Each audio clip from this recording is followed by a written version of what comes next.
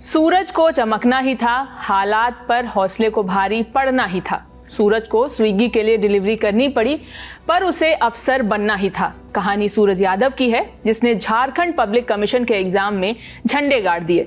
सूरज अब deputy collector बनेंगे, लेकिन डिलीवरी बॉय से डिप्टी कलेक्टर के बीच का सफर इतना आसान नहीं था कि गुदड़ी के लाल कहने भर से काम चल जाए। इस सफर में संघर्ष है, चट्टान की तरह खड़े रिश्तेदार हैं, मदद करने वाले दोस्त हैं, हर मुश्किल फैसले में साथ देने वाली पत्नी है। तो सूरज की कहानी को शुरू से शुरू करते हैं। बीबीसी हिंदी ने उनकी सफलता पर विस्तार से खबर की है। बीबीसी की रिपोर्ट बताती है कि सूरज झारखंड के गिरिडीह जिले के कपिलो पंचायत के रहने वाले हैं। उनके पिता राजमिस्त्री का काम करते थे। घर की माली हालत बहुत अच्छी नहीं थी, लेकिन मुश्किल हालातों के बावजूद सूरज ने सपने बड़े ही देखे। बड़े सपनों का एक किस्सा उनकी शादी से जुड़ा है। 2017 में सूरज ने ग्रेजुएशन किया। घर की हालत देखते हुए उसने कॉल सेंटर में काम करने का फैसला किया। नौकरी के दौरान ही शादी का रिश्ता आ गया।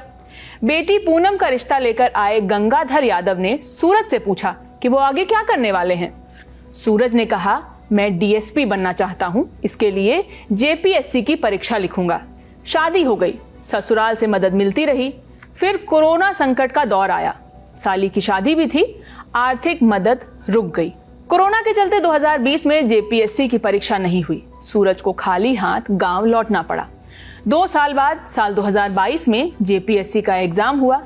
सूरज मेंस में 7 नंबर से चूक गए। अब तक सूरज एक बच्चे के पिता भी बन गए थे। बहन की शादी के चलते पुश्तैनी जमीन का हिस्सा भी बेचना पड़ा। अब वापस रांची जाकर तैयारी करने के पैसे नहीं थे। उन्होंने तय किया कि वे हजारीबाग बहन के घर जाएंगे और वहीं से अपनी पढ़ाई करेंगे। यहीं रहते हुए उन्हें कोचिंग में नौकरी मिली।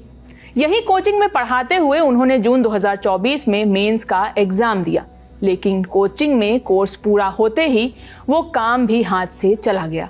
सूरज फिर रांची लौटे। यहाँ दोस्तों ने पहले सलाह दी, फिर पैसे भी। सलाह ये भी कि पैसे कमाने के लिए डिलीवरी बॉय का काम करो, और पैसे इसलिए दिए ताकि सूरज सेकेंड हैंड बाइक खरीद सके। दोस्तों ने जो पैसे दिए वो उनकी स्कॉलरशिप के पैसे थे। फिर सूरज ने वही बाइक लेकर कभी स्विगी तो कभी रैपिडो के लिए काम करना शुरू किया, लेकिन दिन के कुछ घंटे काम के लिए और रात के कुछ घंटे परीक्षा की तैयारी के लिए तय किए गए। सूरज लगातार मेहनत करते रहे। मई 2025 में वो इंटरव्यू के लिए सेलेक्ट हो गए। अब बारी थी इंटरव्यू की।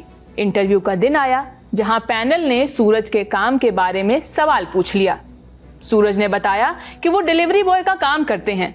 पैनल को लगा कि वो हमदर्दी हासिल करने के लिए ऐसा कह रहे हैं। सूरज से डिलीवरी बॉय के काम को लेकर कुछ ऐसे सवाल किए गए जिसका जवाब असल में ये काम करने वाला ही दे सकता है। आखिर में पैनल का शक दूर हो गया। जुलाई 2025 में जेपीएससी का रिजल्ट आया। पास होने वालों की लिस्ट में सूरज यादव का भी नाम था। उनको 110वीं रैंक हासिल हुई थी। इसका मतलब वो डिप्टी कलेक्टर बनेंगे, यानी ससुर से डीएसपी बनने की बात करने वाले सूरज और बड़ा मुकाम हासिल करने वाले हैं।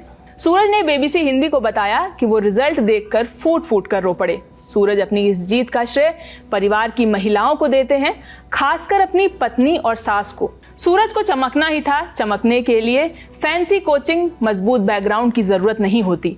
हौसला रखना होता है, बड़े सपने देखने होते हैं, कुछ दोस्त चाहिए होते हैं और कुछ रिश्तेदार भी जो आप पर यकीन रखते हो, यकीन दिलाते हो कि देर हो जाए लेकिन सूरज चमकेगा। तभी सूरज चमकता है, रोशनी होती है। इस खबर के लिए तमाम जानकारी जुटाई है मेरे साथी सौरभ ने। मैं हूं शिवानी। बाकी खबरों के लिए देखते रहिए दी लल्लन टॉप। बहुत बहुत शुक्रिया।